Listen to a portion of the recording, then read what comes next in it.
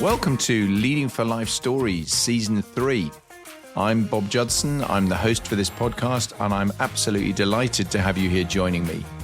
Regardless of whether you're a seasoned listener who's been with me since the beginning, or whether you've just dropped in for the occasional episode, I really hope you enjoyed the mix of content that I provide, the personal stories, the thematic episodes, and the guests that I have on the show.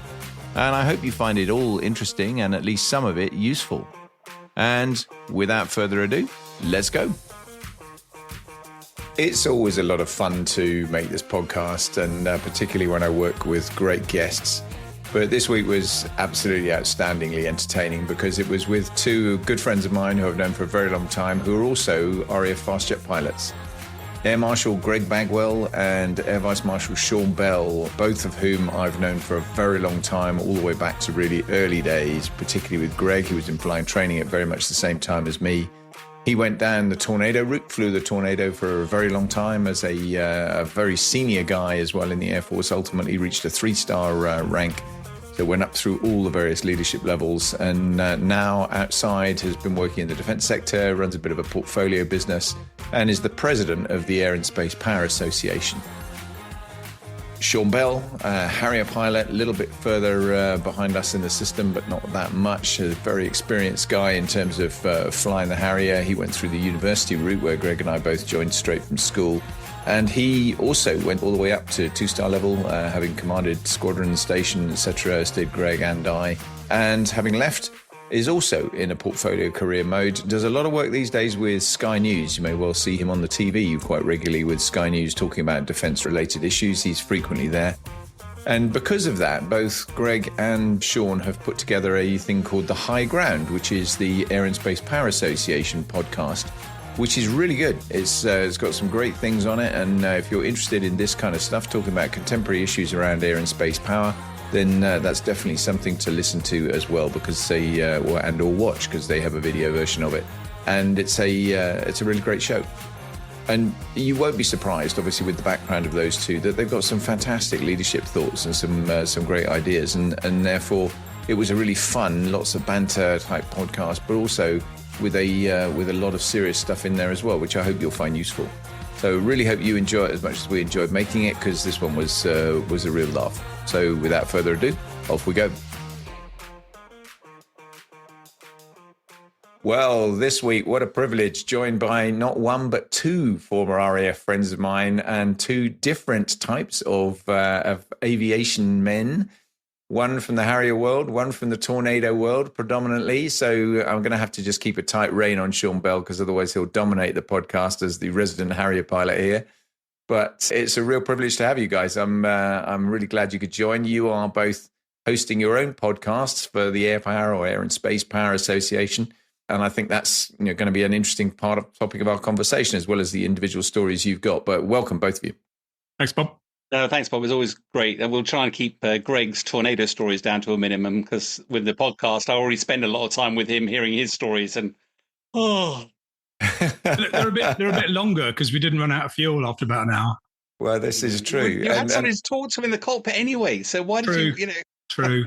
Exactly. And that 2-person cockpit thing meant they could get their act together before they got back on the ground, so they could always have the stories better honed, I suppose, before we did that. Always win the debrief. Oh, and most important, yeah. Well, actually have a debrief. I mean, that's something I've talked about in the commercial setting an awful lot, is one of the things I think that companies don't do. They just don't do that. And that's probably an area that's worth touching on a bit later on, because there's some good leadership stuff in all of that. But before we do that, let's just get into a bit of your background, because you both got massively impressive career backgrounds, and not least actually since you left the Air Force as well. But it'd be really interesting just in turn, just to to go through what you did, and then we'll do some of the stuff that I always do around early motivations and leadership styles and all those sorts of things. But Greg, do you want to just crack on and tell us a little bit about Greg Bagwell? Yeah, it's funny when you say that. You don't think it's impressive to yourself. You just do what you do, don't you, and go through the motions. But when you look back... Sean won't say that. He'll think it's very impressive. There you go. We're all of similar era. I mean, you and I were going through training at exactly the same time. So, went through training, flying training like many of us, relatively quickly in those days. straight onto the Tornado, which was quite a new aeroplane at the time, and nobody really knew what to expect, but thoroughly enjoyed it. Talk about that maybe a bit more. Did many tours on the Tornado, one exchange tour on the FA team with the Canadians, about the same time you were doing your exchange down the road with the Germans. And then as promotion begins to arrive, you have a choice to make, don't you? Stay in the cockpit or start to take on the wider leadership roles, which means flying a desk. Had a number of roles in various places, including one group, PGHQ, did a couple of tours there, quite fascinating, with Iraq and Afghanistan dominating that period. And then finally my job as DCOM Ops at Air Command, where I finally finished my career after 36 years. Yeah, the most successful of the three of us, the 3-star officer amongst us here. So, no, you did a great job. Fantastic. It's done on height. I'm pretty sure it's done on height. Yeah, maybe. Yeah, tall. You can't see that on the video if you're watching on the video, but Greg is a tall guy. Yeah, definitely so. And what about since you left? I mean, you've been pretty active since you left as well.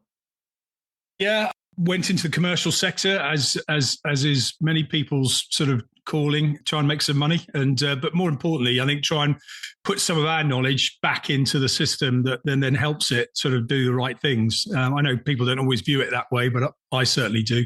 Worked for Cobham, which is quite a famous aerospace company, and still are with Cobham at the moment, but also have a couple of other jobs. One is the Aerospace Power Association. And I'm also on the board at NATS, which is another entirely interesting world, looking at air traffic control in the commercial sector. Yeah, maybe we can come back to that on the back of disruptions, various and stuff. That would be quite interesting to talk about that wider thing for sure in a bit. But no, that's terrific. So thanks so much. Sean, what about you? Yeah, I started a little bit earlier, actually, because never really do want to join the Air Force. But at school, I did what was a test in advance at then Biggin Hill, and was very fortunate to be selected to get a flying scholarship.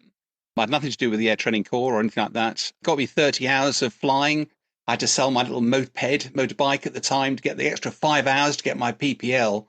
And of course, my mother, I didn't have a driving license, and my mother had to drive me to the airport, and I took her flying in a light aircraft. Where I still wonder to this day how on earth she had the chutzpah to do that.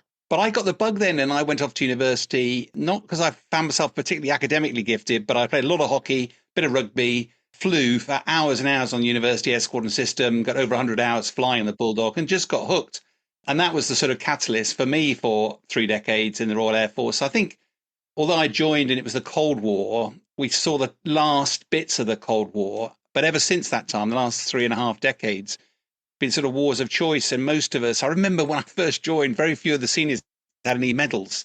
Whereas now you look at the kids that have been flying, particularly sport helicopters and stuff like that, they've got Kenny Everett style, massive amounts of medals. And I think that speaks to a whole operational experience that we enjoyed. I think it was interesting. I left about a decade ago, like Greg, you work out what you're going to do next, went into industry for a couple of years. But bluntly, I realized that I'd never done a day's work in my life in the military. It had been a vocation. I genuinely enjoyed it. It had good days, bad days, but I couldn't have honestly told you what I was earning on any particular day. Strap yourself into a jet, hair on fire, tearing around the skies, or on operations. And it was just a huge privilege. So I ended up leaving industry, doing what they call a portfolio career, doing a little bit of this, a little bit of that. About a third of my time running a little company, doing property development. About a third of my time doing charity work, president or chairman of all sorts of things. And then latterly been doing firefighter work in the media, because I'm a talking head for the Ministry of Defence. And like Greg, we get involved in a lot of things now, which is really designed that the MOD is not allowed to talk about this stuff. So we get wheeled out as grey-haired, knackered old farts who've been around the buoy a bit, can actually bring a little bit of common sense to a landscape which is often a pretty sensationalist and unhelpfully so. Yeah, and we've seen you very regularly on Sky News, and I have to say, full credit to you. You've done a great job on that. It's good to see, despite the fact you're a Harrier pilot. Actually, it's quite good to see. Really, I love the fact you've mentioned that 3 times already, and I haven't had to mention it. It's fantastic. I know. Yeah, actually, you didn't even mention it in your intro either, which is amazing. So, yeah. All I heard was knackered old fart whose mum used to take him to work. That's all I heard. Well, the other thing that I'd forgotten was that Sean's actually the clever one here, isn't he? Because he did go to university, whereas you and I, Greg, went straight in from school. But the flying scholarship thing amuses me because I did a test in advance as well, actually, in the days that they did that, and I failed it. I failed the aptitude, which you probably would say is not a surprise. I was very active in the Air Cadets, and I got a flying scholarship, and exactly that, and a pilot's license before a driving license, and it's quite incredible, really, when you look back on it, isn't it? You could do that kind of stuff, and as you alluded to, Greg, I think the lucky thing for all of us was we were there in an era where the flying training system was relatively quick. It was the same sort of system, but you actually went rattling through it fairly fast, and you got to the front line pretty quickly. And you also, when you were on the front line, you did a lot of flying, which I think is one of the things that's a sad feature of the modern Air Force. I mean, okay, they get much more capable simulators and are able to do an awful lot of stuff in the simulator, but the actual physical amount of flying they do is clearly quite significantly different to us, which is a shame, because without a doubt, it's it was a real feature of what we did, wasn't it? Yeah, very true. Well, it's interesting because we mentioned that. I mean, the one time I pulled Greg up on this before, I remember one of my last days in the military, you alluded to the fact that, I was 2, he was 3-star. So he was yes, sir, no, sir, 3.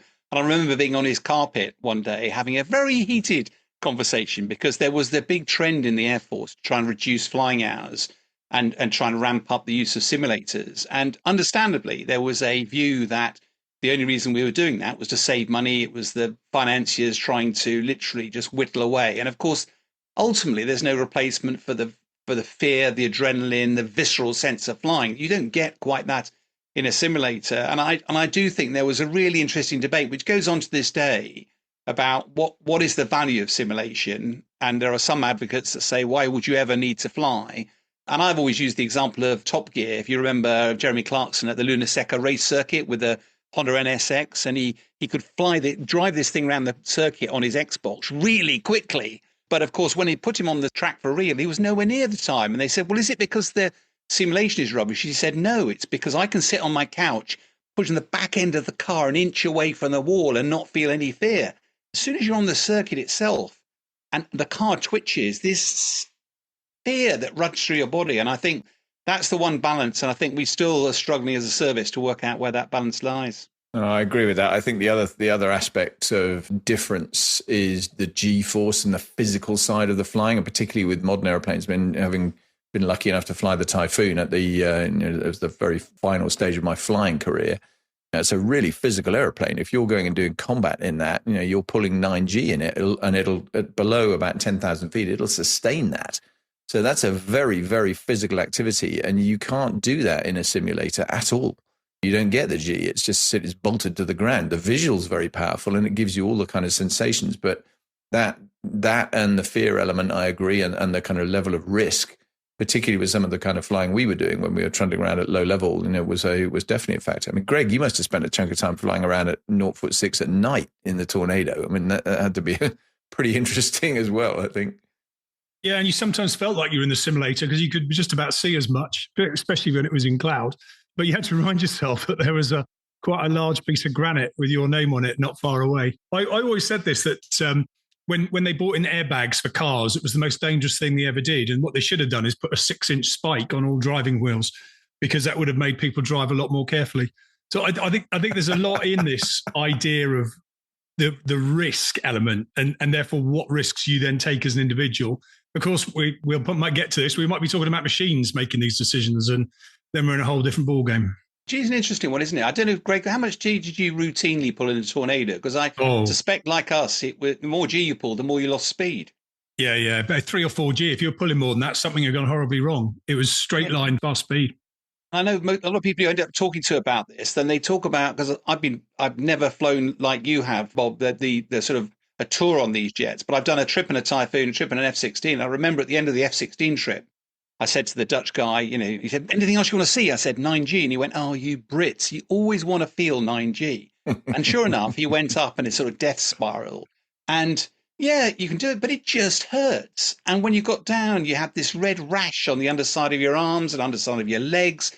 Your heart had been displaced down your body. And you went, this can't be good for you. It was, yeah, you could stay awake because the jet manages to do a lot of stuff to keep you awake, but it's really unpleasant. Yeah, it was particularly, I found with the Typhoon, I mean, the anti-G kit in the Typhoon, so full coverage, anti-G trousers, you had a counter-pressure vest that squeezed your body and positive pressure through your mask. When you're pulling more than about 7G, it would put oxygen into you under pressure, which made a huge difference. I mean, you're in terms of your physical G tolerance, the bit that wasn't protected though were your arms, and particularly your left arm, because your right arm was on the stick and supported on your leg. The left arm, where it's on the throttles, that I found particularly painful in my left elbow, because obviously all the blood would drain down into your left elbow, and it would really, really be quite uncomfortable. And I guess they get used to it over time. You know, the guys that are doing it all the time these days, but it certainly was a very physical thing. I think the G as well. Did you guys all go up a neck size or two as a result of flying?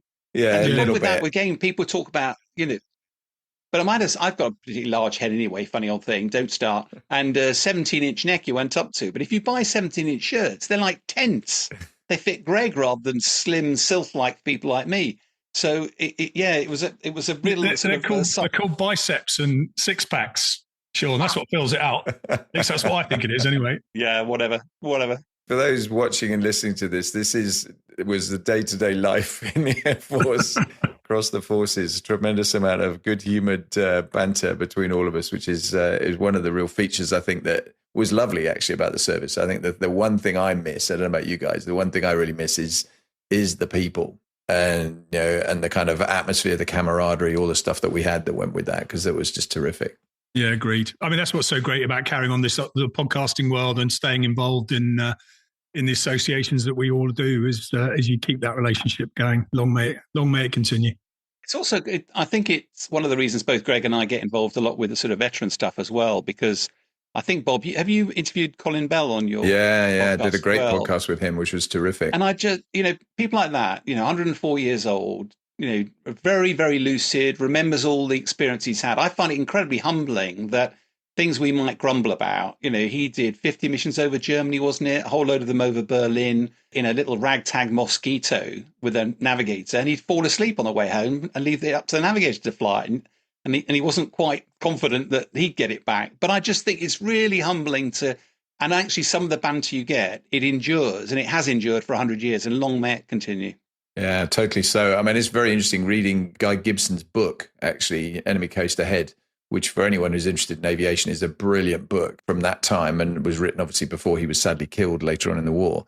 But for a long time it was censored. So there's one out now that's the uncensored version, and there's a lot of stuff in there which anyone in the Air Force today would absolutely recognize, the kind of the hijinks and the behavior and all the rest of it, the sort of stuff that we just grew up with as well, which is part and parcel of being in that world. And it was just such fun to be part of it.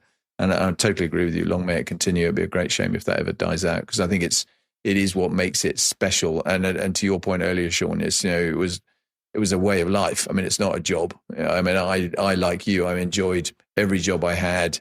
Very luckily in the service, I know very, very few people who have spent their entire working lives out in the civilian world who can say that. And I think we're very fortunate as a result.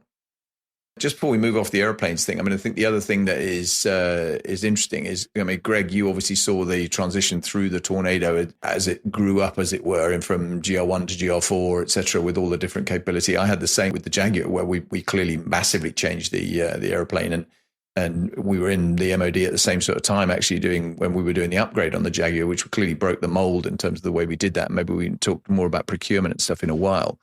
But I mean, Sean, you had that even more starkly with the change from Harrier, because you will have flown the original Harrier and then obviously onto GR79, and that must have been a huge jump, wasn't it, in terms of sort of a completely different aeroplane, basically. Yeah, it was. I mean, you look back on it and think, so the GR3s were sort of, you strap them on and they were tiny and you sort of squeeze yourself in. There was nothing really in there. You just sat charging around with a jet with a bit of inertial navigation system that occasionally would tell you which county you were in, but that was about it. But I was never combat ready on that jet. I was the first of the GR5 courses, and the Harrier GR5 was this carbon fiber aircraft. It had got a bit plumper over the years. It wasn't quite as, so it had reduced hovering performance, a lot more technology in it, but we didn't have any two-seaters. So all of a sudden they went, how are we going to do this? Right, well, we'll get you flying on the old GR3 and charge around in that so you get an idea of what it feels like, because we do have a two-seater of that. And then we're going to send you to a simulator in America, because we don't have any simulators, so you get to learn what the GR5 is like. Then we'll strap you in the real GR5. You'll start it up, go onto the runway, accelerate to 100 miles an hour, slow down again, taxi in. and then we'll just let you loose in the aeroplane. And it was just really weird. I mean, it was great fun. It seemed to work, but it was a hugely risky time for the supervisors at the time. And there was always a duty pilot in the cockpit. There were lots of pigs, those sort of financial fines for when you left things in the wrong place or whatever. There were so many of those because I'd done my first tour as a creamie, as an instructor at Cranwell. So I knew the value of having two people in a cockpit. And you guys, well, certainly, Greg was most of his career with somebody else in, and I'd much prefer to go to war with somebody else there because you've got more capacity than when you're on your own. But when you're on your own and you're in a brand new aeroplane, that certainly kept us awake at night a little bit. And certainly the supervisors, that was tough. It's interesting looking at that because when I was ASC1 group, of course, we just started to bring in the F-35. And of course, we didn't have two stickers. So we knew that we had to bring them in straight. First solo was your first trip. And therefore, the simulators had to pick up the load. But actually, the automation in the F-35, particularly the Stovall version, it is so simple to do. And I've done it only in the simulator, to be fair. But it is so intuitive and so theoretically fault-free that we can get away with it now. We just couldn't in the days when it really was, hand and eye and everything between your ears. And that was so even to the point where you pick up the point of with the F-35, it could hover just by pressing a button and it'll do it. Because the Harrier didn't have that facility, and you could only hover a Harrier when you were really lightweight, run out of fuel virtually, and therefore the pressure was mounting. You're watching the fuel gauge go down, you're struggling with this thing. So they gave you 6 hours of flying on a Gazelle helicopter up at Shawbury to try and get you used to what it feels like to hover and land and get that coordination. And none of the controls worked in the same way. But the great fun thing was you had 3 trips, 2 hours each. You'd sit yourself next to an instructor and just look at him and go, your checks, your problem, my fun. Can you get this thing started, my man? And they would get it started. You would take control. Off you'd go. And I remember one particular trip, which we'd all had a bit of a curry the night before. And so we were fine, but we were a little bit slow. And we'd had a load of coffee that morning. About an hour into the trip, most of us fast jet guys were used to about 45-minute to an hour bladder. So I didn't have a 2-hour bladder, and you could see me shifting uncomfortably. And he went, do you want to stop? And I went, can we? Just put it down in the field, got out. He had a smoke. I went for a wee, got back in, off we went again.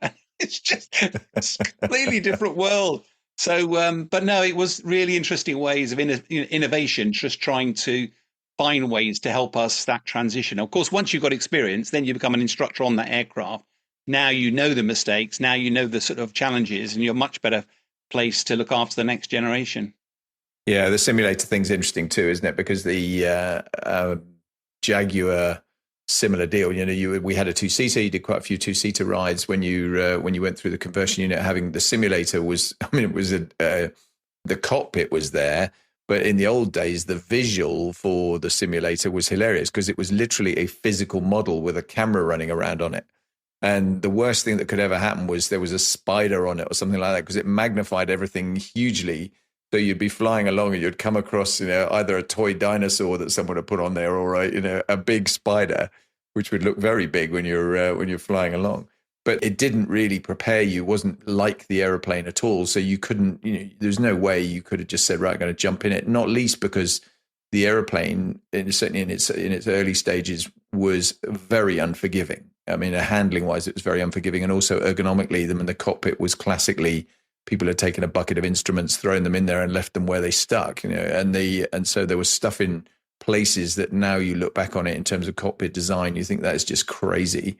And sadly, of course, it cost a lot of people their lives in the early days of the Harrier and the Jaguar. Actually, a single seat rushing around at low level. Jump forward to the Typhoon, where certainly when I was going through it, we did have 2-seaters, and we obviously were. In fact, we only had 2-seaters initially, and then we acquired some single seaters as while I was at the Station Command at Coningsby.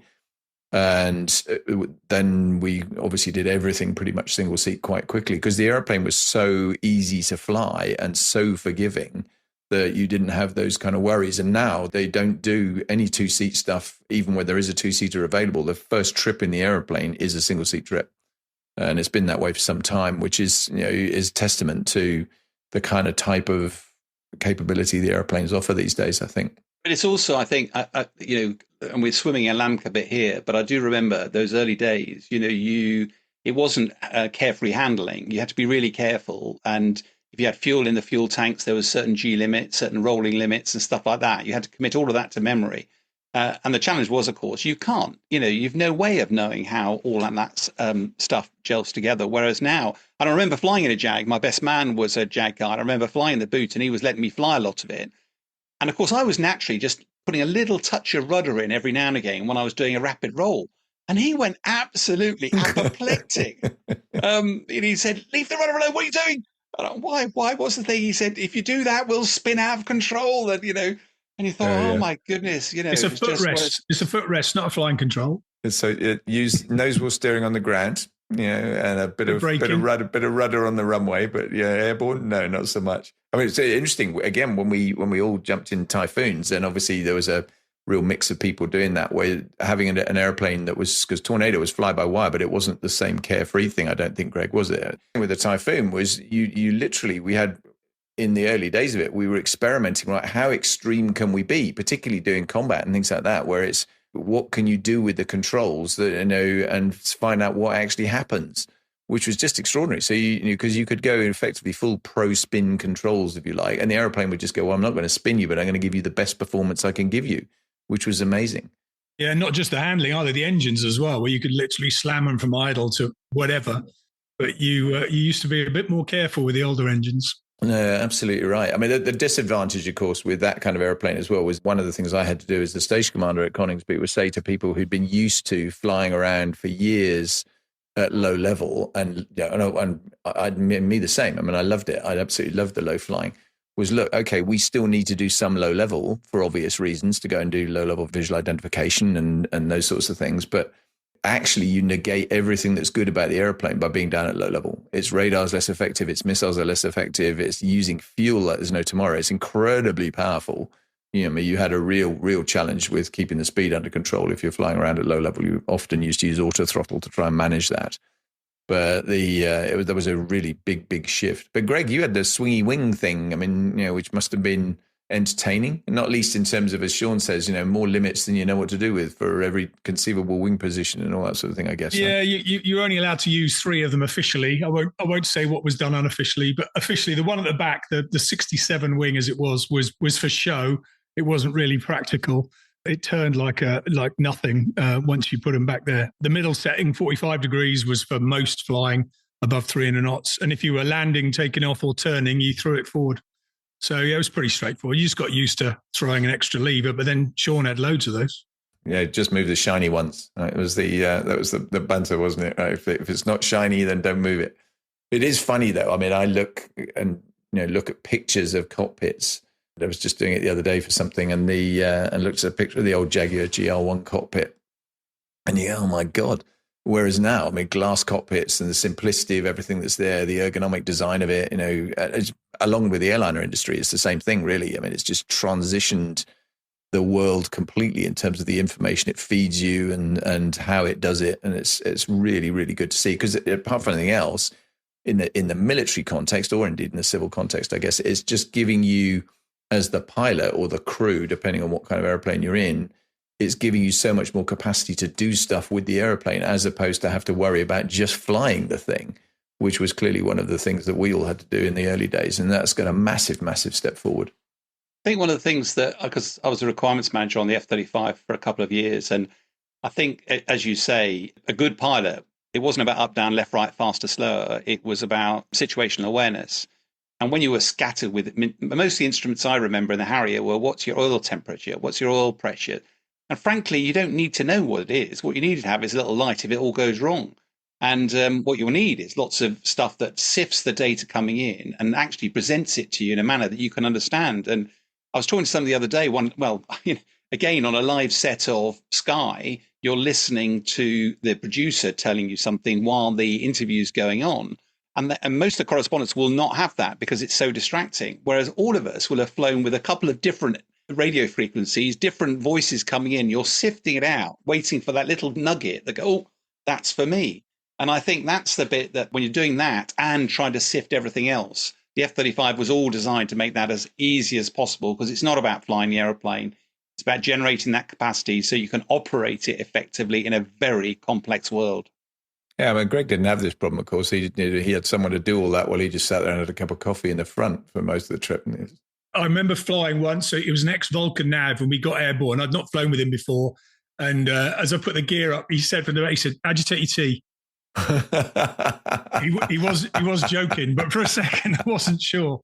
But yeah, it was different operating. I mean, I've flown 2-seat and single seat, predominantly 2-seat, and it can be harder, interestingly, because if you're not in sync and you're not thinking along exactly you spend all that time trying to explain to each other what you're trying to do and achieve, because each of you has control of different elements.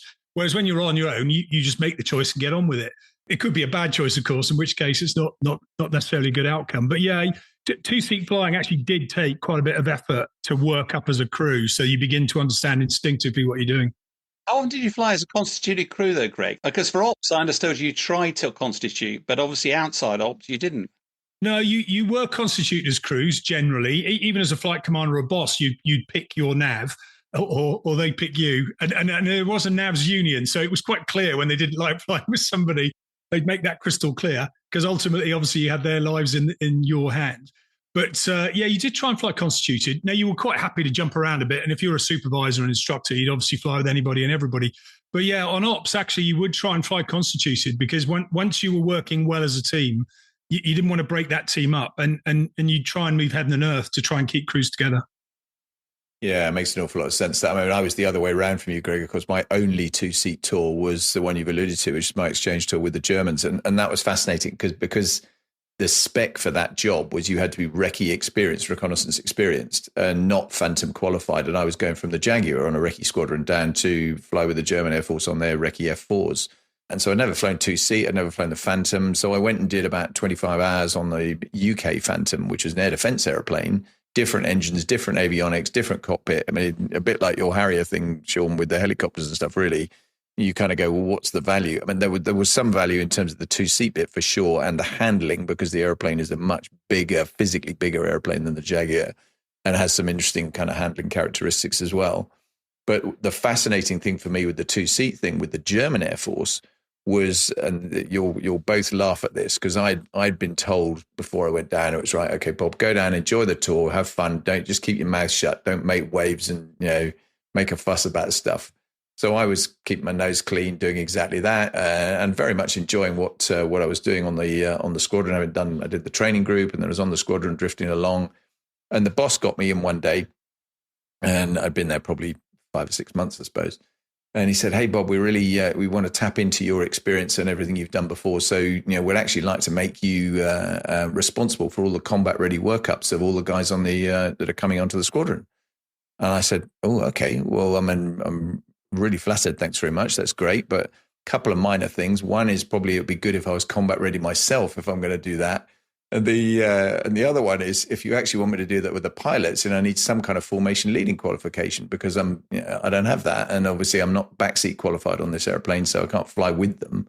And so the next sortie, which was a singleton reconnaissance sortie, I became a combat ready pairs leader, which was was quite amusing. But then the bit that was even funnier about it was they had come from a background of very single seat focused as an Air Force. A lot of them were ex-104 pilots in the early days, and so they were not used at all to flying with a backseater. So I started saying, well, okay, if you're going to fly 2-seat, you've got to get the best you can out of the airplane, and you're not making any sensible use of it trying to fly it as a single seat with a guy in the back. And so I was starting to teach these guys things like, don't map crawl down the route, constantly giving me a commentary about where you're actually flying. We've got track, we know where we're going as wind corrected heading. We've got ground speed. So actually just let's turn onto the next track. Let's go down that. Let's look out the window in 2 or 3 minutes and see where we are, because the inertial nav system was pretty poor. And this was like a revelationary thing for these, weapon system operators. They had never had any experience of that. And of course they'd do with that, and they thought it was terrific. Then they'd go and get in with a German pilot who'd immediately go, "What are you doing? Why are you doing it like that? You've got it. This is the way we do this." So it was, oh man, it was hard work to try and convert. You're so right. I mean, it's interesting that flying the airplane in itself, I know it was a bit harder in the early days when airplanes were a bit more tough to operate, but nowadays it is about how you operate the aircraft, and the better operators can think further ahead and listen to more and more and take in more and more information, like all those extra calls, which in a war scenario is going to keep you alive. And therefore it's how you operate, not how you fly. It's such a critical part these days. Yeah, I agree completely. Actually, Sean, interestingly, on the Sky News thing, I years ago, and I was at Coltishall, we were doing ops over Bosnia, and I wasn't out in theatre at the time. I was doing just back at home, but they were doing a big piece around the siege of Sarajevo, and Sky News was doing a big thing about it, and we had a big kind of media circus on the base, and I did an interview live on the 12 o'clock news with Linda Doobly, who was one of the anchors at that stage on the news. And so it was one of these down the line things. So I was talking straight to the camera, and you know the way it works, where you've got split screen if you're looking at it on the TV with RAF Coltishall on one side and Sky Studio on the other one. And they had said to me before the interview, said, right, our footprint covers former Yugoslavia, and we need you to be aware of this. And I said, no, it's fine. I've got Sky. I understand that. And I've done a few of these things before, so don't worry about it. And they said, we're not going to ask you anything controversial. It's all going to be very much, nice. We're in a nice piece about how the guys will be feeling and all that sort of stuff. And I'm like, fair enough. So question 2 of what was supposed to be about a minute interview, which turned into 4.5 minutes, which, as you know, Sean, is quite a long time. That felt like a bloody lifetime, to be honest. Question 2 was, how are you going to avoid inflicting civilian casualties if you have to do bombing raids during the work that's going on around Sarajevo? And of course, all our media training is, if you get questions like that, you kind of, you just walk away and say, look, that's outside the scope of the interview. You can't do that on a live interview. You have to turn around and just respond to it. And exactly as you described, there was a load of yattering going on in my ear at the same time. So I'm having to manage that and think through all of that. And definitely the kind of what we do helped, because you were able to process the information, come up with something that was a vaguely sensible answer. At least I didn't get fired. So must have been okay. Like all pilots, though, Bob, you're a lot more comfortable being shot at than you are in front of a TV camera. Well, that's true. Yeah, that is definitely true. And who'd have thought as well that, the initial banter of this, we'd have to shut the Harrier pilot up. In fact, we're going to have to shut the interviewer up. Fair point. So let's go back to you guys personally, because I'm always interested in some of this personal stuff. I mean, your early motivations, Sean, you kind of talked about it, the start you got. Greg, what took you into the service? What was your kind of backstory for that? Yeah, a mate of mine at school's dad was an airline pilot for BA. And I think I must have been about 14, 15 and going, that sounds like a good idea. Let's do that. And I think that the following year, BA shut down their cadetship scheme, which was it Hambledon? I forget where it was. Yeah, Hambledon. Yeah, Hambledon, was it? So I thought, oh, shit, I've come up with the idea of maybe flying. So, right, well, I'll join the Air Force then. And joined the Air Cadets, then did gliding at 16, West Malling Airfield in Kent. Went solo within a week after what was probably about, 2 hours of flying total, because each trip was about 5 minutes long. At the age of 16, and then had the bug from there. Didn't then do much flying, did the odd little bit in Chipmunks, but then joined straight from school because my A-level grades were not projected to be good enough to get me to university on a scholarship. So the Air Force agreed with me that I should join at the age of 18 and jumped straight into Jet Provost, and he was flying solo on jets literally at the age of 18. So similar to you, Bob. I'd love to have seen you getting squeezed into a glider, because that must have been like trying to get a spider into a matchbox. Folding your arms and legs in and squeezing the lid down to try and get you in there. It was easy for 2 reasons. One is you didn't wear a parachute. So that's probably somewhat counterintuitive these days. And secondly, it didn't have a canopy, so your head could stick out. So, it wasn't a problem. Kirby Cadet Mark IIIs. I did mine, mine at West Malling as well, actually. Same thing, yeah. Yeah, it was a bit harder getting in a Chipmunk. I couldn't wear the Mark I bone dome, the little silver bullet, so I had to wear the leather helmet with goggles. I really did look like an 18-year-old Battle of Britain pilot. Yeah, you must have had that Harrier GR3 is pretty small, though, isn't it, as well, Sean? Yeah, in fact, because although I'm not nothing like as tall as Greg is, I'm sort of long body, short legs. So, you in the GR3, you were a little bit scrunched up. And, of course, it didn't matter at the time. You just get on with it. But the worry was, as you know, in the canopies, you often have this miniature detonating cord. So unlike the Top Gun, where it throws the canopy off, at most of our jets, there's detonating cord which explodes. And if your head is in contact with that when it explodes, it's not going to do your helmet any good. So, and during ejection, the last thing you want to be doing is putting your head down, because then it's going to squish you anyway. I think Because did you eject, Bob? Because I know Greg and I both have. No, that's when I have the same number of landings as takeoffs, or full stop landings as takeoffs, which is always a good. There's one tie I was quite happy not to have, to be honest. So, yours was a Harrier one, Sean? Yeah. Yeah, one of the early days they had Kapton wiring in the new GR5. We talked about it's a new jet, and it was, without getting highly technical, it just meant that they got a little carbon arcing, shorting going on it, and eventually this set fire to a big wiring loom just behind the seat in the engine bay. The irony was that in my flying career up to that point, I'd had, I think, 5 red fire warnings in the cockpit, not one of which was a real fire. And the one time my jet was actually on fire, melting through, I didn't have a fire warning light. But there was enough stuff that just stopped working, and eventually it was time to vacate the party and have a dinner party story for life. Nice. Greg, what was yours? I was a Hawk at Chivener going through TAC weapons unit. I was on the range at Pembrey, and the engine blew up downwind. It literally had what was known as an LP stator blade failure. The whole engine just disappeared in one fell swoop. And I managed to PFL into Swansea Airport, which was always at the time. So if you've got a problem, go to Swansea. Whoever said that had not measured the length of the runway or its ability to absorb rain, because I landed in a 21-knot crosswind on a 4,000-foot runway. And as I hit I have witnesses that said I landed on the numbers. You can either believe me or not. And I thought, I am the boy. I have landed a real PFL or an FL, forced landing, and I'm going to walk away from this. And then I came out of the little dip at the end of the runway, and all I could see was trees. And as I hit the fence doing 70 knots, I decided I would part company with the aeroplane, which then trundled off into the woods and flew again for another 15 years until a naval officer killed it.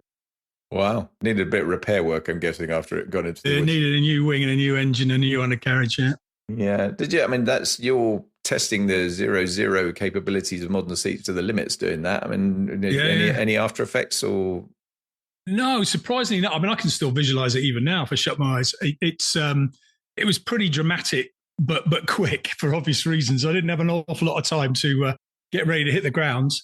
But I remember I was flown to Swansea Hospital for an X-ray, got back in a helicopter to get to Chivener, managed to get back in time for happy hour, told my story about 1 million times and drank not quite 1 million beers, but quite a few. Board of Inquiry on the Monday, they cleared me, flew again on the Tuesday, and went back on the Wednesday to finish the bombing detail that I'd been doing on the Friday. So it was all over quite quickly for me.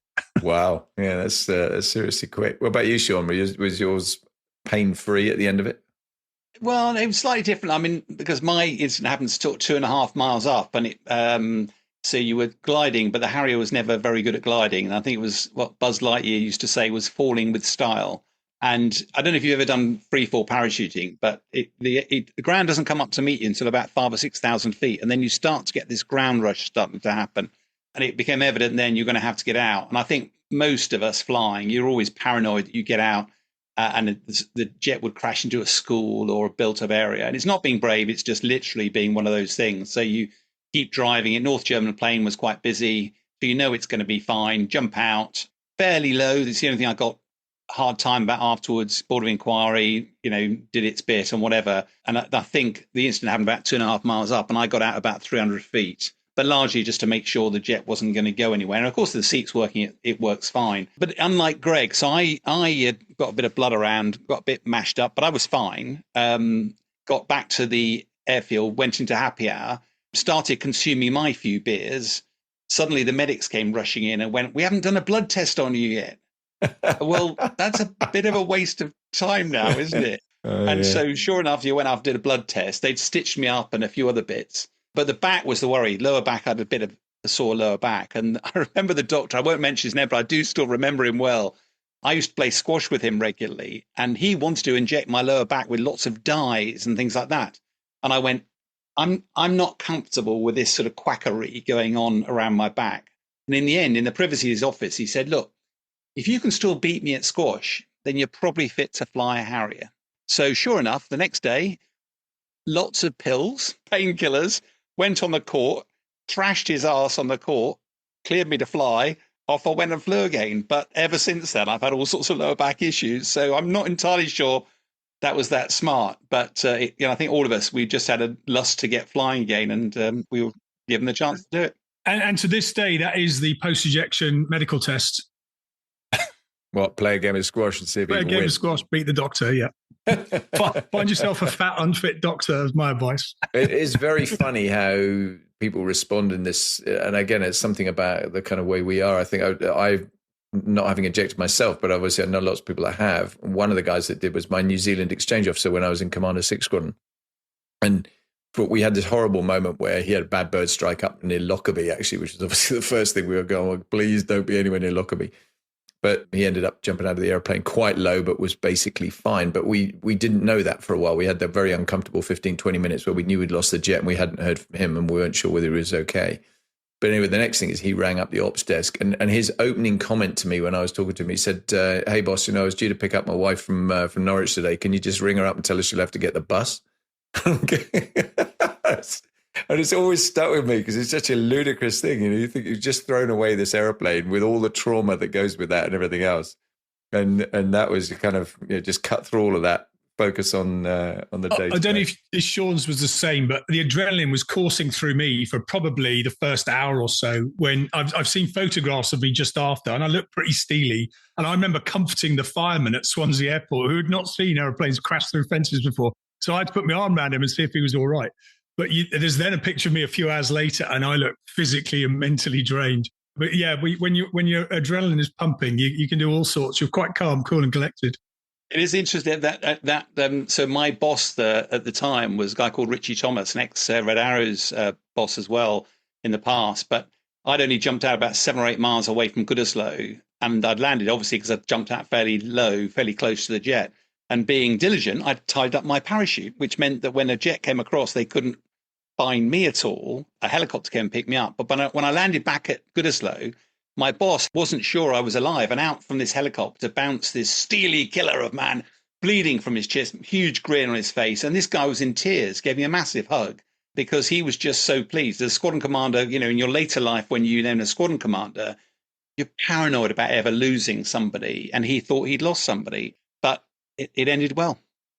Yeah, that's a good thing, isn't it? That's outstanding. I do remember the story of Jaguar mid-air collision off Hull Beach Range with a tornado, actually, and the Jaguar went effectively sort of head-on collision, almost went down the engine intake of the tornado, and the tornado didn't have any idea what had gone on, and just basically essentially exploded. Crew got out, pilot got out of the Jaguar. They winched the Jaguar guy up first into the helicopter, and he's then sat there dripping wet. And then they winched the tornado pilot up. But as he comes over the sill of the helicopter, looks at this guy who he knows quite well. He goes, I didn't know you were on helicopters. That was just absolutely priceless because there was just complete disassociation with what had just happened. I heard a slightly different version. He said, how long have you been on helicopters, mate? And he said about 2 minutes. Yeah. Well, same thing, but yeah. I think he knew that the tornado had hit him, but the tornado didn't know what he'd hit. So, I know the two individuals as well. I thought you were going to tell a different story there because one of my first experiences, I hadn't got to the front line yet, but because I've been back as a creamie, but a Jaguar hit a tornado down in the southeast of England somewhere. And I think the tornado guys got out all right, but the Jag guy didn't. And he was a guy I went through initial officer training with. And it was our first experience of somebody dying in a flying accident. It was also a first experience. He'd been engaged. His fiance wanted to view the body, and there's all that conversation around that. If you're thinking the pilot's going to have a little dribble of blood, and that's not what you're going to see. If you want to, but don't have that memory. And I think it served us well because we all lived through a career where, I know on the front line we were losing 3 Harriers a year, 1 pilot a year out of a fleet of only between 60 and 70 pilots. Whereas my son flies Typhoons today. He's never been to a funeral. He's never lost a mate at all. It's a very different world today than it was then. Yeah, and I think it actually, interestingly, is a good segue into where I want to go into sort of leadership stuff in a minute, because I think that does present some interesting challenges in the world that the military is in today. Because when it does happen, and I remember on the Jaguar Force, we lost a guy who very unfortunately got airborne without the reheat in, tripped over the barrier, which was raised at the far end, and crashed and was killed. And it was the first fatality on the Jaguar Force for a very long time. And it sent absolute shockwaves through the force, and was really, really difficult for them to deal with. And I think the same thing happened at Coningsby it was 2 years ago now with BBMF, where Mark Long, obviously on the Typhoon, was flying a Spitfire on the BBMF, and was the first fatality BBMF Battlebrook Memorial Flight has ever had in its life. And obviously with all that went with that, with old historic aeroplanes and everything else.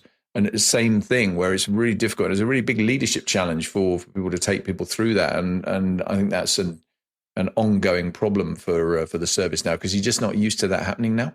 Yeah, this gets used for other reasons, but resilience of the military and the nation, when you start facing a real existential threat, is what we're talking about here. And I think in the military, in our day, we were kind of used to handling that as a matter of routine in training.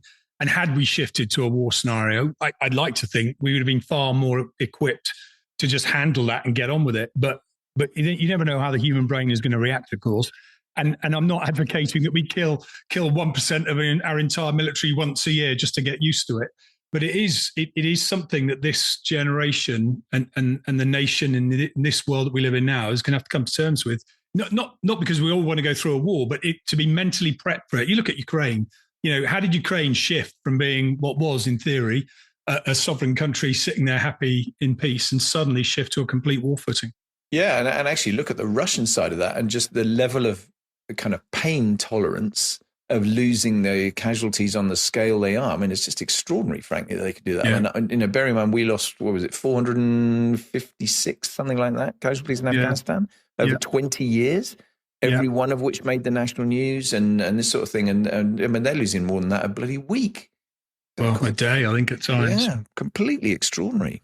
Yeah. But hey, no, different tack. So leadership, I mean, the podcast, obviously, when we're not having lots of fast jet banter, which is great fun, I tend to talk a lot with my guests about leadership experiences. And you guys have got great leadership experience of lots of different things over lots of time. I'm just really interested in your kind of perspectives on how you've shifted your own styles a little bit and what you consider is important. What are the values that you think are the most important for leaders, not least in the kind of private sector world that we're all focused on today? Because I think it's one of the reasons I do what I do now is I tend to focus on the fact that a lot of corporates don't do much leadership development training by design. They deliberately don't do it. And I think it's a shame, because it means people are often, it's just by osmosis that they're getting there. But I think your perspectives would be really useful. Sean, do you want to go? Yeah, I mean, it's an interesting one, isn't it? I think there's often a perception in the military that you just order people about. You don't need to. Now, in the army, where you've got to send your troops to war and charge naked at Jerry, then clearly they've got to do what they're told. Our troops send the officers to war because we're the ones that fly the aeroplanes, and a very different model is required. I can only remember ordering people twice in my military career. Both of those times were on operations, and both those times were in public, because the individual concerned was advising me that I was going to break the rules. And I was telling him, I am prepared to break the rules. I take responsibility for that. And I'm therefore ordering you to do some things to take the risk off their shoulders. But generally speaking, I think you look at what works for people that inspired you and what didn't work for people ahead of you. I was very fortunate. My first tour as an instructor, I was given the unique opportunity to be a flight commander when I was a creamie, which had never happened before. So suddenly I was leading the flight commander of a whole bunch of crusty old blokes who frankly looked at me and went, who the hell is this guy? And I made a lot of mistakes, but my goodness, was it a great way to explore. And by the time I ended up getting promoted a flight commander and then onwards, it just felt a huge privilege. You just were ready for it. And for me, I think we can get into a whole load of things. For me, I think two things, one of which is I think you have role models that you look at and go, that's not me. I need to be something different. But I do think the service also invested in you. It recognized the value of leadership and followership. I remember a course I did in the US, and it was with a bunch of civilians. And at the end of the week, you're given a one-on-one debrief. And I remember it very clearly, because they said to me, right, clearly you're a leader in the military, great job, very task orientated, great, you get on well, blah, blah, blah, blah. And I went, yeah, I puffed my chest out. That's me. Then they went, your one big criticism, though, is that you probably don't realize that your style does leave some people disenfranchised. If they're not on the bus, they're off the bus, and therefore they're in the corners of the room. Some of them might be crying. And I went, yeah, but they've got to keep up. And he said, no, the worst bit of it is you won't even know they're there. And I remember now how painful that felt. Mm. And so what did I do about it? When I was station command, I'm not a God-fearing man. I brought the Padre in and said, I told him this story and said, if there are people, metaphorically, that I'm leaving in the corner of the room crying or disenfranchised because of my style, you need to come in here, have a cup of coffee with me, break it to me gently, but we do need to talk about it. And I do think sometimes individual styles, you can't be right for everybody. But I do think a lot of people confuse management and leadership in the outside world. And I'm a huge fan of the ability to inspire, the ability to generate that sense of camaraderie and teamwork. In my humble opinion, it moves mountains. We see it on the sports field, we see it in industry, and that was what we tended to try and focus our efforts on. Yeah, a ton of great points in there. I totally agree with you about the misconception around military being authoritarian leadership constantly. And it's one of the things I hear more often than anything else, really, and it's just wrong. I mean, certainly, I think in the technical elements of any aspect of the services in the Air Force, the Navy, and all the technical bits of the Army, it just doesn't have a place. Very, very rarely do you need to do that. If you're having to do that, as you say, it's an extremely unusual thing. Greg, what about you? Yeah, I didn't try the divine intervention route that Sean did, but my journey is very similar to his, and you can almost look at it in phases. So very early on, as Sean says, and all three of us did, you sit in the cockpit, you do your job to the best of your ability, and the competition is fierce, and you're all trying to be the best you can be. So it's leading by example and just getting on and doing the job. So that's relatively straightforward. You're selected for that. You know, the system that chooses you is kind of ekes you out from all the others to find that sort of character. But hopefully they found something a little bit hidden, probably to you, but a bit more transparent to them, which is that broader leadership style and ability to bring teams together, to take teams to the place they need to go together, as opposed to charging from the front and turning around to see who's following.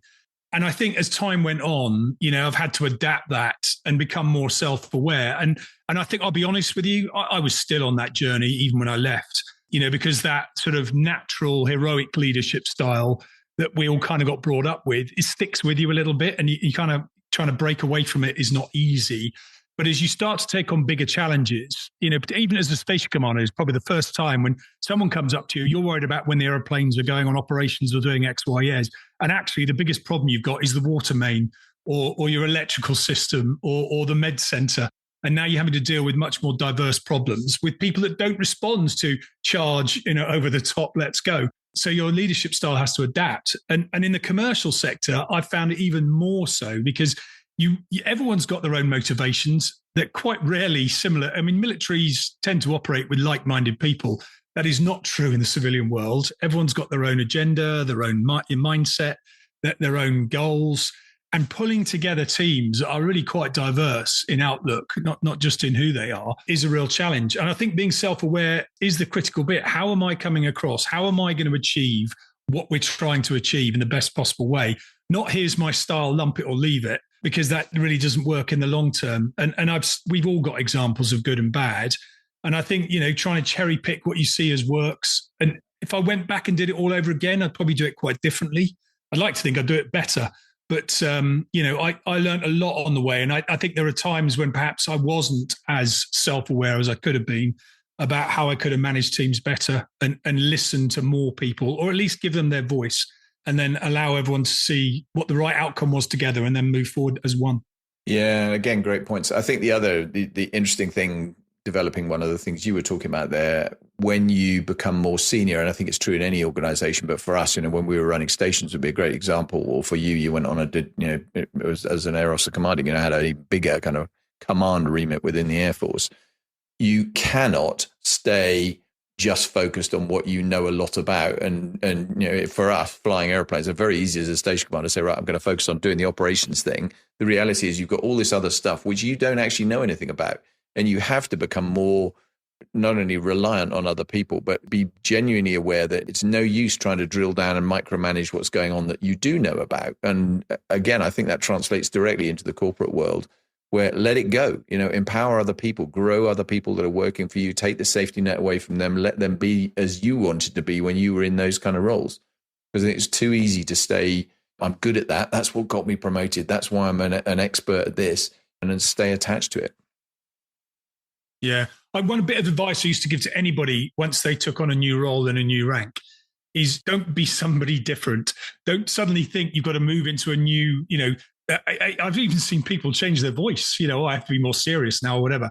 And as you can tell from me, I've always done a bit of a joke and taken a light touch, which sometimes goes the wrong way. But we select people on who they are. Trust who you are. Yes, you need to adapt, but don't change. That's not what we're looking for. But I think also, I think we are better now at picking people who are more rounded. I think the Air Force that you and I knew, we had some seniors, let's not mention names, who were pretty autocratic and certainly would not survive today. And I think we have got better. So I think the military has moved with the times. I think there's a point where you can go too far, because this resilience piece is important. That ultimately we are there for a very specific reason, and that requires sometimes some quite direct leadership. But yeah, don't change. You got promoted for who you are, not who we think you might become. No, that's great advice. I totally agree. I'd also pick up on that point with Greg, because I completely agree that we came up in a world where we were experts. I remember, at the time we joined, I think 100 people had stood at the recruiting centre, or one would find their way into a fast jet cockpit. So there was an understandable sense of pride in what you do. But as soon as you're a stage commander, I remember, sitting around the room with the execs and realising after 3 months that they were all just asking me questions and wanted answers. And you sort of reflected back, and we had a little sort of day away. And I said, look, I'm not short of the ability to give you answers, but my job is to let you come out and tell me what you think needs to be done. My job is to make the ultimate decision. I'm no smarter than any of you. You've got far more experience than I have. The only difference is I'm the one who's held accountable for the decision at the end of the day. I'm the one who has to balance. Mr. Engineering guy may have a priority. Mr. Admin guy may have a different priority. The squadrons may have. How do you find that accommodation that is nuanced and focused on the priority? And I think, and you can only do that if people can talk to you. Those, as Greg says, we all know people who were more autocratic. You were scared of them. You never answered a question truthfully. You just literally stepped back. How on earth they were able to make informed decisions, goodness only knows. And I think that's a lesson that we all took forward from our careers into the rest of the time. Yeah, I think sadly some of them didn't care. I don't think they just basically went with it. Yeah, well, that might be true. I think also in the military, where hierarchies are very, very clear. I mean, we wear our rank literally on our shoulders. So everyone knows what the pecking order is, and quite often, everyone effectively operates within that pecking order. I think what I've found since I've left, I mean, probably the most enjoyable and most challenging roles is as a non-exec on a board, because you have a certain role in leading as a board member and you carry a lot of responsibility. But as a non-exec, you're not trying to tell the executive team what to do. You're there to shape policy, strategy, and maybe help them when they've got decisions to make. And it's a very, very more challenging, but more nuanced leadership role. And I think all of us, as we go through life, go on that journey. And you can only really learn the right ways of doing things at a certain time in your life, when perhaps you are more self-aware and more able to sort of be mature and handle with your experience. But yeah, I found the non-exec function on boards really a fascinating place to be. No, really interesting. And I do agree with you. I think it's because it's just a different challenge. I mean, it's definitely trying to be that kind of wise counsel without meddling in the executive business. For sure. That's tricky some of the time. I always tend to talk about highs and lows with my guests, because I think anybody on any leadership journey has had some of those. But what's the highest of the highs for each of you, Greg? Blimey. I was hoping to do lows. I've got some easy ones. Those the high. It'll come to that, I'm sure. The highs. I think when you arrive, when you get through flying training and arrive on your first squadron, and you get combat ready, and you go, I'm here. I've made it. I've done it. I'm doing what I dreamt. And then you rapidly realize that someone asks you, well, what do you want to do next? I don't want to do anything next. So I'll just do this for the rest of my life. So that's definitely a high. Taking on your first squadron, being a squadron boss and realizing that you've got a team around you that is watching you. but also waiting for your guidance and working together. Same as a station and a group. So any of those key leadership roles where you take on what we used to call your train set, but that was probably an unfair descriptor. But yeah, those times when you were given sort of very prominent responsibilities and then got tested, whether that be on operations or in a conflict or when a serious and that you came through it as a team and you could all look at each other and go, yeah, we were ready for that and we dealt with it. So I think those are my highs. Yeah, it's really interesting. I've got very similar kind of view on the leadership roles, because the other challenge I found with all of those was the moment you set your sights on, let's say, becoming a squadron commander. Now you are one. You kind of, well, I mean, now I'm still, obviously I've got plenty of life left ahead of me. What's my next goal? And actually kind of adjusting your sights and then looking at where the next rung on the ladder was going to come from that was going to continue to motivate you. Yeah, so I totally get that. Sean, what about you? Yeah, I mean, Greg talked a bit about being command, and I think all of us, when we were squadron command, station command like you, it's a massive career highlight. But I reflect on other things, your experience, your expertise, and particular operations where you no longer follow the rules necessarily. It's more of your instinct and you're held accountable. And let me give you an example of that. One of them was I was running the Expeditionary Air Wing at Kandahar Airfield in Afghanistan. There were 4 Hercules, a few Harriers and the like, and the Hercules were moving freight around, but also getting the sick and injured back to the UK. Well, on a particular evening, the crews had all run out of hours. They'd all been busy all day. They're all knackered. We couldn't use the Hercules. But from Camp Bastion, 3 injured British servicemen were being evacuated, one of which was probably not going to make it back. The other 2 had injuries that if they weren't treated really soon, back in the UK with specialist care, they weren't going to survive. And all of a sudden you're faced with, well, how do we get them back? There's not enough hours available. We can't, my authorization to extend the crew of the C-130 by a few hours, that wasn't going to even touch the sides. And if I asked back to the UK, I'd be asking them an impossible question. So I pulled out the squadron commander, and both of us were seasoned operators. We'd been used to that we knew where the risks were. And I just looked at him, he looked at me, and he said, well, the biggest risk here is that the crews fall asleep. Frankly, he said they'll be up for it, but they'll fall asleep. So we needed to find a way of keeping them entertained on the flight deck home. We worked out a couple of ways that might be able to be done. He was happy. He knew that the imperative was worth the risk. So I authorized it. The flight went back, and sure enough, the one guy who was going to die on the way back actually made it for about a week and therefore met his family. The other 2 made a recovery. They didn't pass away. Now, none of that stuff ever gets published. You couldn't ever tell the story afterwards because I'd probably be ripped to shreds by my lords and masters. But you sort of feel it was just a time and place and experience. And I think those moments in my career, for me, are most memorable. And the other one, I think, is always going to be meeting Colin Bell, Flight Lieutenant Colin Bell, DFC, who, we both of us have met and interviewed him, but 104 years old, veteran of the Second World War, mosquitoes, flying loads of missions over Germany, and just sitting with him, it's incredibly humbling that, we may be proud of what we did, but you look back to that vintage, not many of them left now, and that was a real highlight for me. And I continue to see the guy, and he continues to wow me with stories, and I just think it's a huge privilege to have been in the positions that we were, but also to be able to make the judgments based on experience and still have veterans like that to enrich our lives. Yeah, I totally agree on both counts, actually. I mean, the age-old rules are for the guidance of wise men and the blind obedience of fools. I mean, that is so true in the instance you're talking about there. I mean, I think we've all been in similar-ish positions, I guess, where we've had to bend them a bit. And I think that's absolutely fine. I mean, my approach generally has always been with this, that if you're going to bend them, then make sure you're bending them the minimum amount, and you're doing it consciously and sensibly and appropriately briefing and planning it, and doing it in that kind of way. And the Colin thing, yeah, I mean, it's amazing. I just can't believe him. Yeah, the rules thing is interesting though. I look at the next generation. My son flies jets in the military today, and they're in many ways more professional than we ever were, but they absolutely slavishly follow the rules. And they've got a spy in the cab, that video that's recording them all the time. They don't break the weather limits and whatever. And you go, okay, how do you ever make that work in an operational environment, where things will happen and you need to be able to adapt quickly to them? And I do wonder whether available in the service in quite the way it was when you and I were serving. Yeah, and that's a fair point. I think there's always a need to be flexible in the face of kind of really challenging situations. No, that's brilliant. Thanks very much. So sadly, Greg, to you're going to be welcoming this one then. For every high, there's a low somewhere. So what's the low point? If you had to pick one.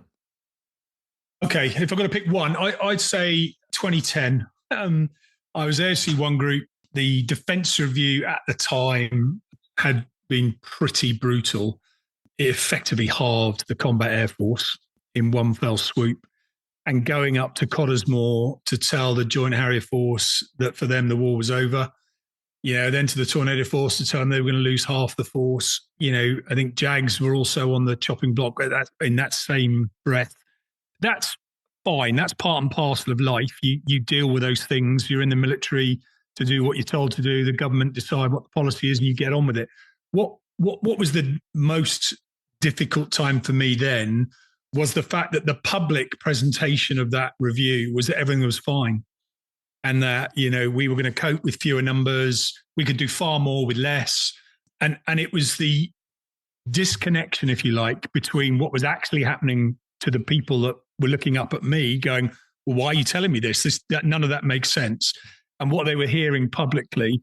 And I think that was the first time when I struggled with the idea of senior leadership in the military and how you sometimes can't dovetail that with the political imperative at the time.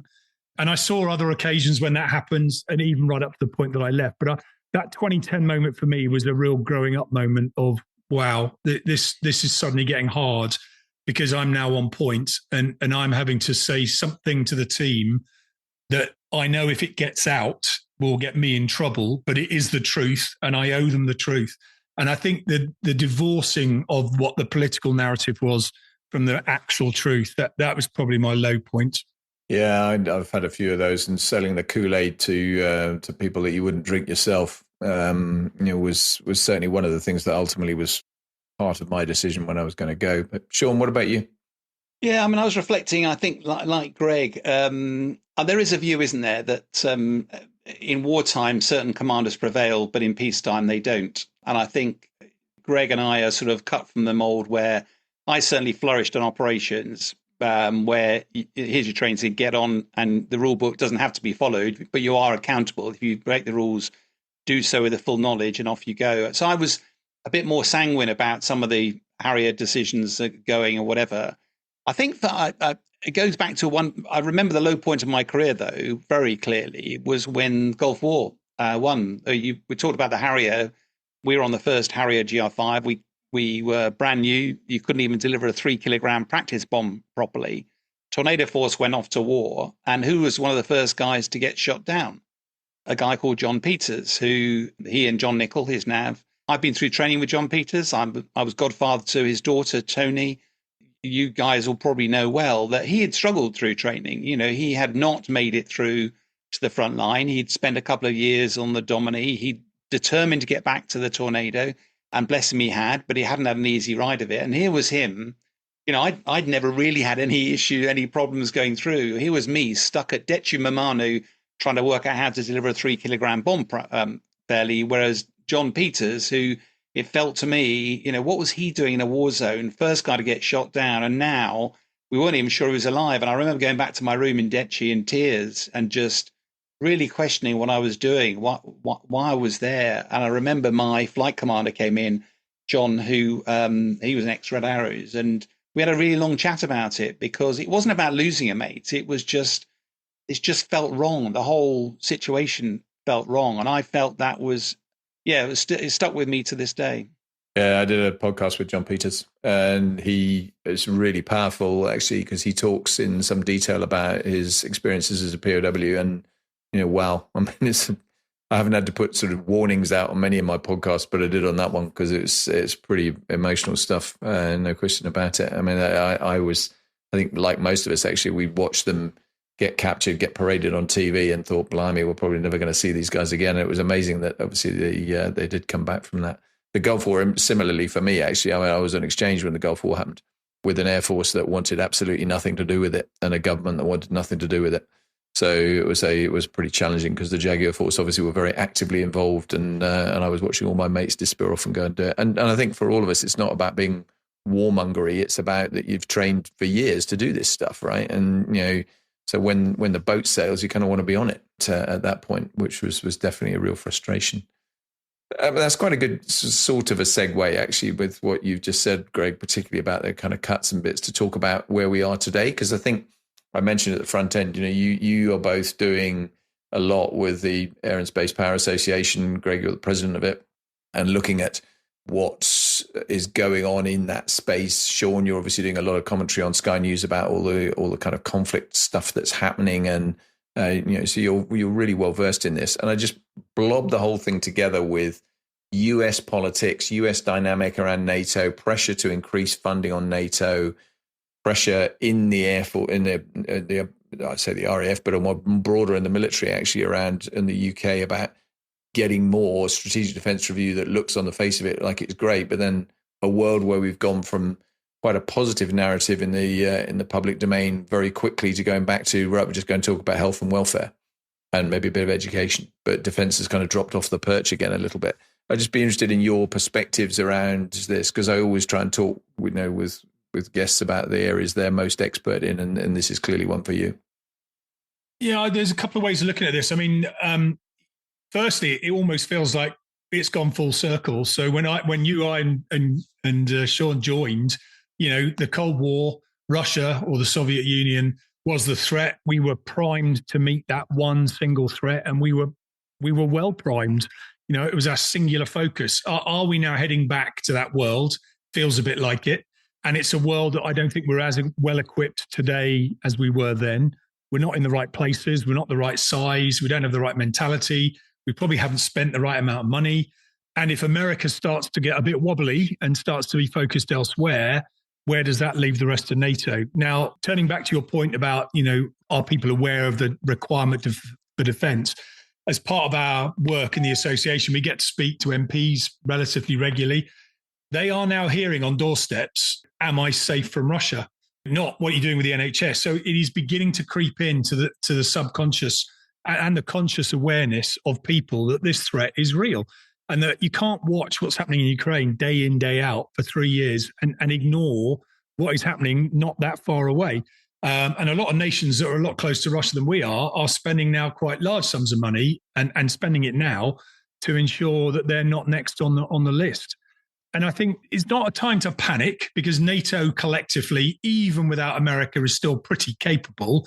It will have to suck its thumbs a bit if America was to pull out significantly, because we know that leaves quite a large hole. But even so, European nations, if they pull together and do the right things under the NATO umbrella, are still more than a match for Russia. The question is, are we as nations a match for the Russian psyche and the way that Putin approaches problems? And I said this at a conference not long ago, attrition doesn't deter dictators. So the idea that we prepare for a war where we'll just keep grinding Russia down for years on end, I can tell you now, our Western democracies will give that up a long time before Russia will. So we got to do some really difficult thinking here, because in order to deter, you need to be ready to fight and fight well on day one, such that Russia doesn't even begin to try its luck. And I worry at the moment that we're not there. Yeah, I'm kind of in the same space. I mean, Sean, I'll come to you in a sec, but I've often talked in a similar vein. I said, if you go back to Cold War times, you had a spectrum of defense that was from A to Z, and you had a very large chunk of that was conventional capability, and you had nuclear capability at the far end. And over decades now, we've atrophied all that conventional capability very significantly. And you've still got the nuclear capability, but there's a huge gap. And obviously the risk is that actually it's then a gamble, isn't it? Right. Well, they haven't really got much conventional capability. So let's take that on and see whether they're actually brave enough to go into the nuclear game, or stupid enough, whichever way you want to look at it. And I think that's a risk. It's definitely a concern factor. I was very interested in the war game that Sky did recently. That I thought was a really excellent 5 episodes of an hour each that talked about exactly this kind of scenario. I thought it was fascinating, really well put together.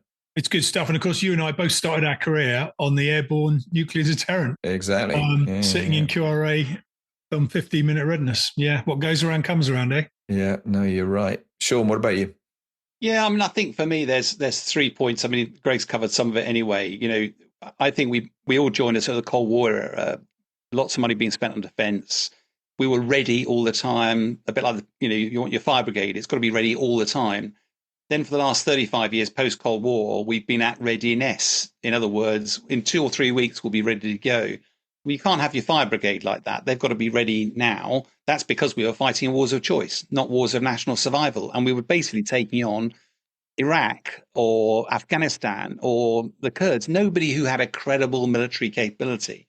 All of a sudden, we get woken up by, I think it was Boris Johnson who said, we're not going to have tanks rolling across Europe anymore. And funny old thing, within a generation, they are. And we've now got to configure for, wars of national survival, and we're not ready. And there's so many areas of that. The other second thing I think is we've lost the value of the word deterrence. And I don't just mean with a big D, I mean with a small d as well.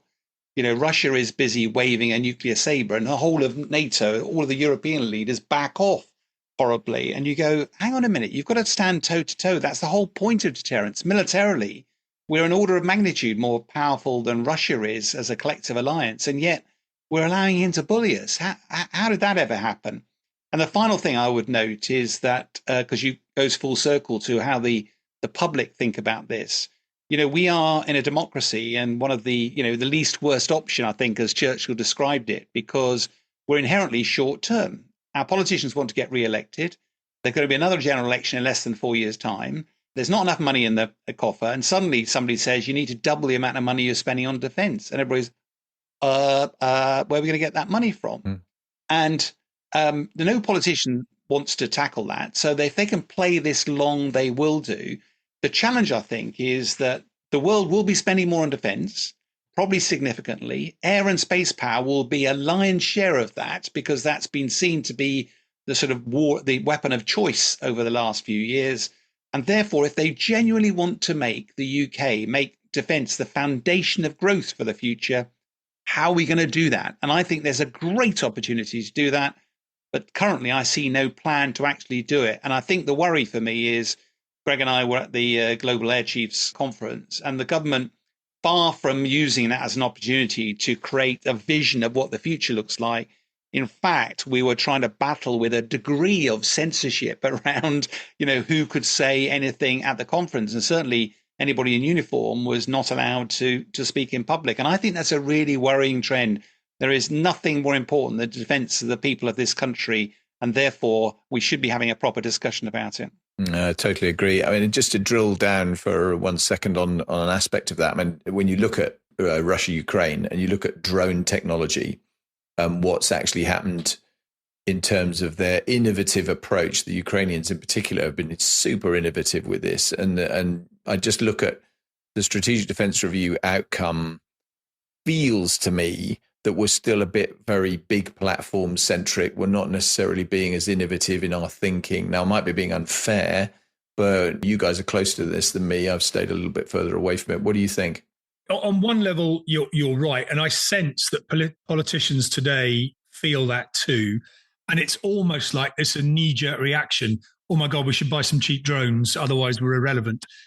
The big danger with that is that that's buying into a way of warfare that has become the norm in Ukraine because air power hasn't dominated. And so you're almost playing into Russia's hand into fighting an attritional war. Now, I'm not for a minute dismissing their value of drones. I think they have a value. I think certainly in the very near battle space where you're talking kilometers, there's a question now is, will we ever stick an aeroplane in that space ever again? Because now drones can pretty much take on much of that function. But it does fall into the trap of fighting a war that Russia would be able to sustain for longer than we would.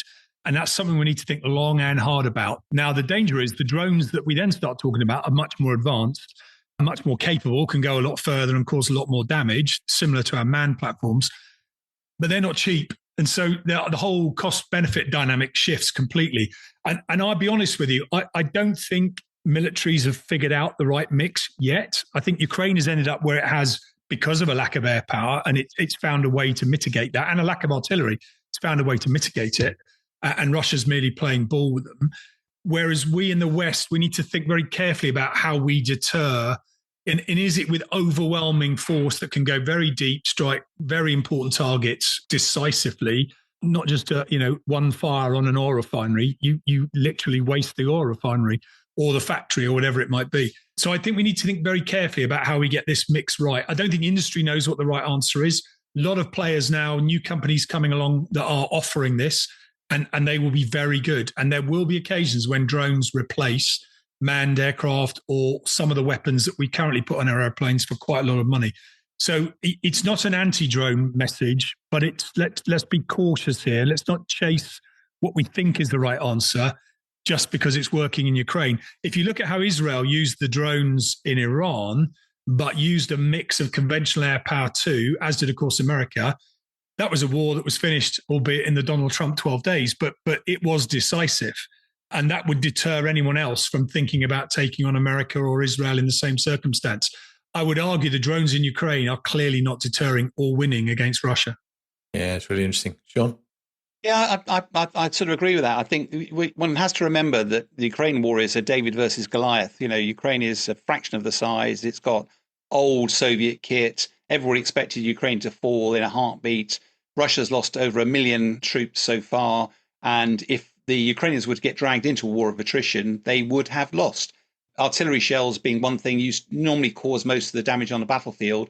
Now, over 80% of the casualties are caused by drones. And they've caused a big sort of no-go area on the front line, which is very successfully for Ukraine stalled the Russian advance. But you're not going to win back territory by the use of drones. And I think when you've got a large land border, which you have between Ukraine and Russia, you're into a war of attrition. The war, as Greg rightly described, between Israel and Iran, there's no land border there. It's a distance. Therefore, air power comes into its own. And I think although we're an island, we've got this moat around us, and therefore it's a lot more difficult for people to attack on land. And I think, therefore, air power has a much more obviously. The only other thing I would say is that I was being interviewed the other day, and people were being very critical that we weren't buying loads of drones. There is a really interesting thing here that they reckon that every 2 years, the platform of the drone will be updated. There'll be a more battery technology. There'll be greater range, lighter, more technology. So why would you buy a load of platforms today which you don't necessarily use? You need to have a way of buying a lot of them if you need them. The technology that hangs on them is constantly evolving. And therefore, how do you plug in to the industry that are constantly evolving that? Not only the capability offense, but also defense. There's lots of jamming going on. That's led to fiber optic drones. Then they're talking about EMP devices. It feels a bit more like the Cold War, where we did a counter. I think that level of technology, our own skunk works, is far more important to develop this capability than just filling up warehouses with drones that in 2 years' time will be useless. Yeah, and I'll put my commercial head on just to add to that. I mean, turning that into a business model that allows small, medium enterprises to operate in that world is the challenge here, because Sean's absolutely right. Buying boxes of drones now that will be out of date in 2 years' time is pointless. But what you want to be able to do is produce thousands of them the minute you need them. And so coming up with an industrial model that both works in terms of capacity, but also works in terms of value for an industry to sit there in the wings waiting to be turned on in the event of a conflict. So, yeah, it's not as simple as just buying a bunch of stuff on Amazon and shoving a hand grenade in. Yeah, no, totally. Great answers. That's really, really helpful. If you've got time, just to finish off, there's 2 questions I always ask my guests, and I think you guys will have great answers to this as well. The first one is, what is the single most memorable event of your career? Greg? Blimey. If I'm honest, seeing in my memory is probably my ejection. I mean, I've been shot at a few times, but they missed clearly.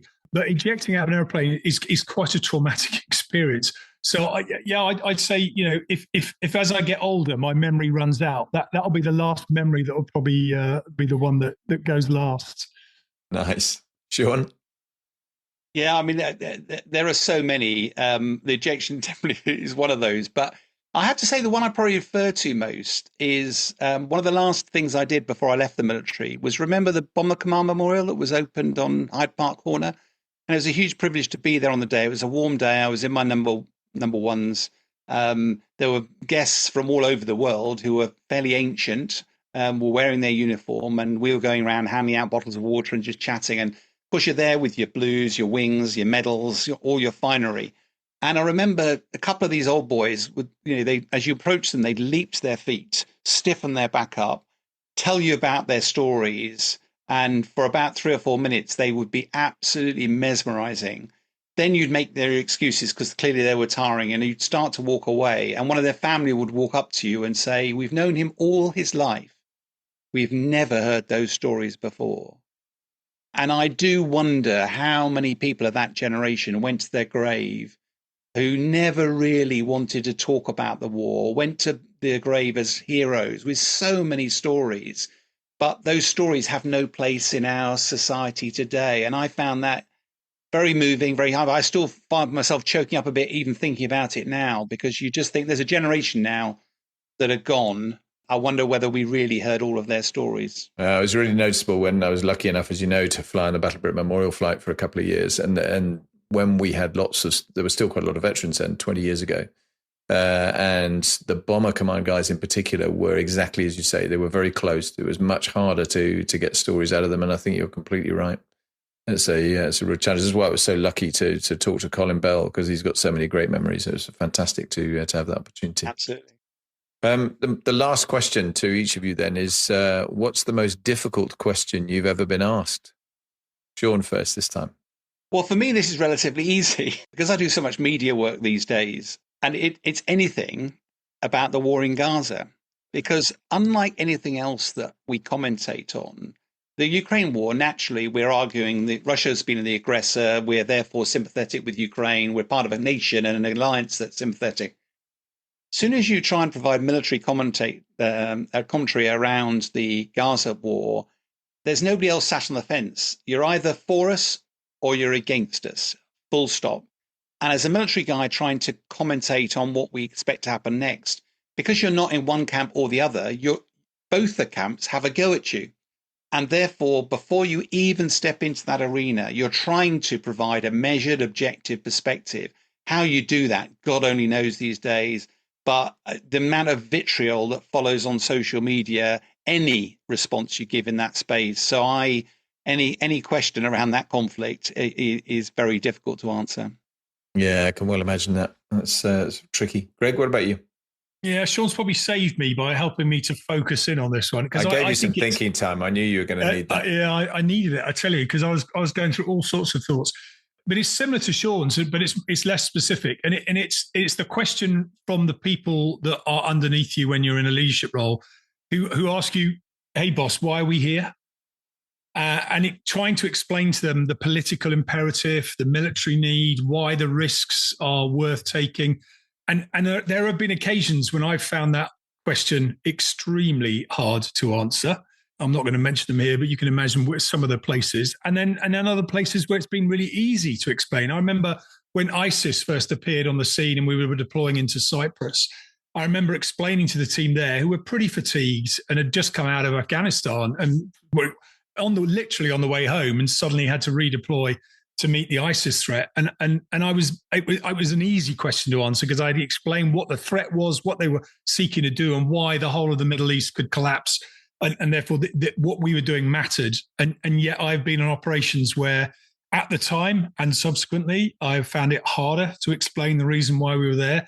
But I think in the back of my mind, I was also calibrating the risks that we took, because if it wasn't a fight for national survival, then there's only so much risk you need to take. If it's not a matter of life or death for your people, then you can start to balance those risks. But yeah, that question of why are we here and what are we doing was probably the hardest one, and was asked more than once. That I'll pick that up.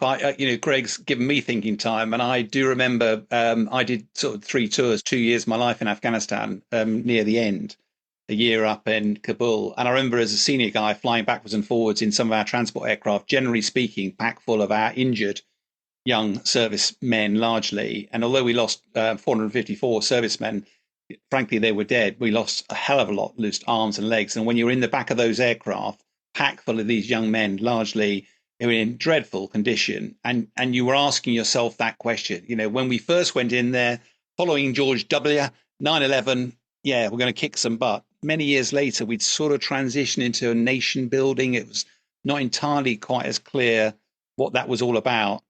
And yeah, I found that whole episode very, very difficult.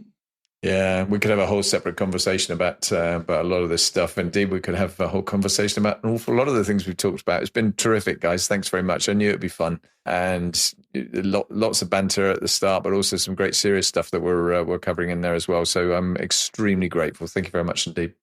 Loved it. Thanks, Always Paul. welcome. Take care. Thanks, guys.